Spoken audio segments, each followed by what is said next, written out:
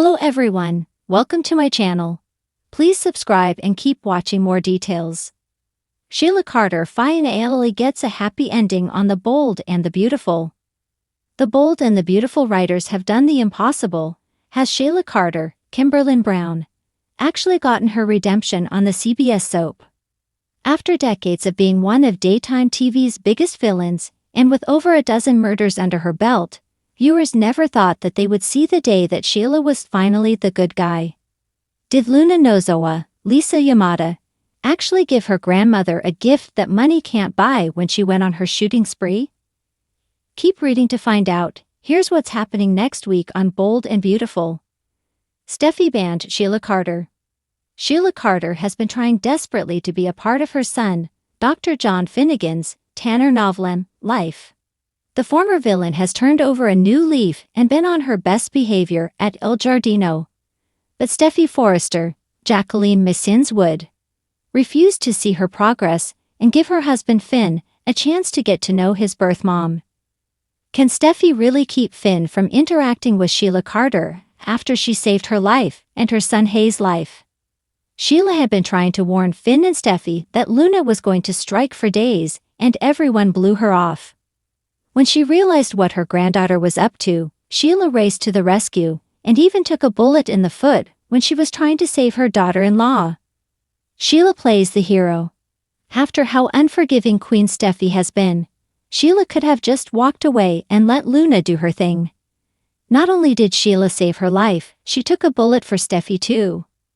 All Sheila has wanted on B&B was a chance to be a mother and a grandmother and get to know Finn and Hayes. Thanks to Luna giving her a chance to play the hero, it looks like her wishes will finally come true. After 3 decades of manipulation, betrayal and bloodshed, it seems the unthinkable has happened in Los Angeles. Sheila Carter has finally earned her happy ending. No, this isn't a dream. No one's waking up from a coma. There are no doppelgangers involved, at least, not this time.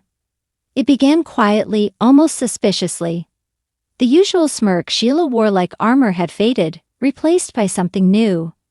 A softness, a peace, and for once, the Forrester family didn't immediately launch into Deception 1. Perhaps it was exhaustion, or maybe, just maybe, they could sense that something in Sheila had truly changed.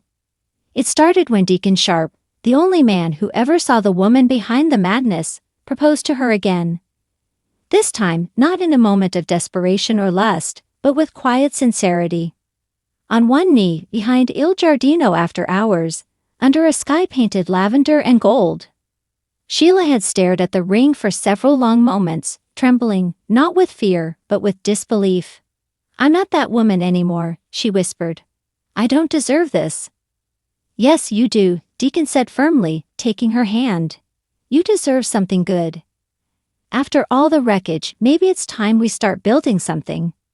And for the first time in years, Sheila Carter said yes to something that didn't involve blackmail, revenge, or bullets. The announcement sent shockwaves through Los Angeles.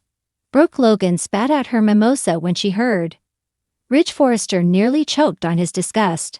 Steffi and Finn were predictably enraged, and Hope Logan looked like someone had just told her Taylor was moving back into the guest house again. But then something strange happened. Nothing. No gunshots. No hidden agendas. No wigs and aliases. Sheila simply started showing up, quietly, respectfully. She didn't storm Forrester Creations or stake a claim to Hayes. She didn't try to sabotage Liam and Hope or dig up old files on Steffi. She simply smiled and stayed in her lane. It was unnerving. "She's playing the long game," Steffi warned Finn over espresso one morning. "She always does." But weeks turned into months. Sheila got a part-time job helping run the restaurant with Deacon. She took cooking classes. She even joined a book club with Pam and Donna, who begrudgingly admitted Sheila had surprisingly good taste in romance novels. One rainy Tuesday, Sheila sat down with Taylor Hayes in the Forrester living room. No guards. No hidden microphones. Just 2 women who had, in one way or another, nearly destroyed each other. "I was broken," Sheila said plainly, tears in her eyes. "For a long time, I thought if I couldn't be loved, I'd make everyone fear me instead. It was easier than being forgotten. Taylor, ever the therapist, listened silently. And now, Sheila gave Taylor a finally rueful smile. asked. Now I want to remember what it feels like to breathe without looking over my shoulder. Taylor didn't respond immediately. But when she finally did, it was with surprising grace. Then start here. But if you ever hurt my daughter or my grandson again. Sheila nodded. I know. The wedding was small, just Deacon, Hope, and a few unlikely guests. Charlie Weber gave her away, claiming he was always a sucker for redemption arcs. Eric Forrester didn't attend, but he sent a note. Surprise me, for once. And she did. Sheila wore an ivory gown, nothing flashy, nothing criminal, just elegant. Her hair was soft, her makeup understated. She looked normal, like a woman who had walked through fire and chosen not to burn anyone else with her ever again. Hope gave a quiet toast, surprising even herself. I used to believe people like Sheila Carter couldn't change. Maybe she didn't change overnight. Maybe she'll always have shadows. But today she's standing in the light. And I think we all deserve a little light. Deacon couldn't stop smiling. I don't care what anyone says, he whispered in her ear. You're the love of my life, Sheila Carter. Of course, not everyone accepted her. Liam muttered something about psychological warfare. Rich considered moving to Paris. Steffi still refused to be in the same ZIP code, and Finn, torn as ever, kept his distance. But Sheila didn't press. She didn't storm the beach house or show up at birthday parties. She sent birthday cards, left flowers, and honored boundaries. And that began to shift things.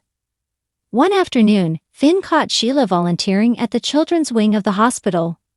She wasn't there for show. She was reading to kids, mending toys, folding blankets.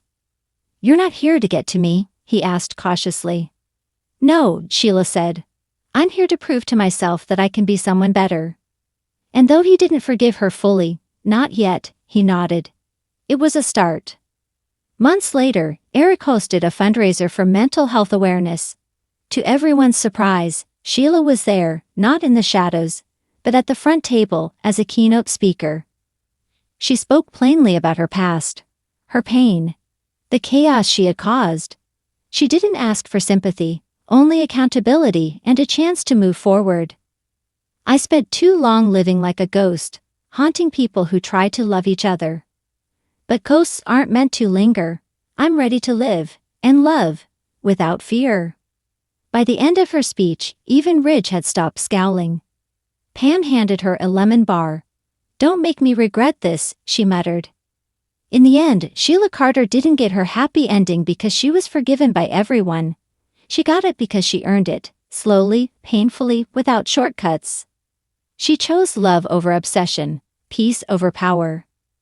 And for once, the bold and the beautiful gave the villainess her victory, not in death or revenge, but in redemption. Yes, Sheila Carter, the woman who once shot Taylor, kidnapped babies, faked her death twice, and terrorized nearly everyone from Genoa City to Malibu, finally walked into the sunset.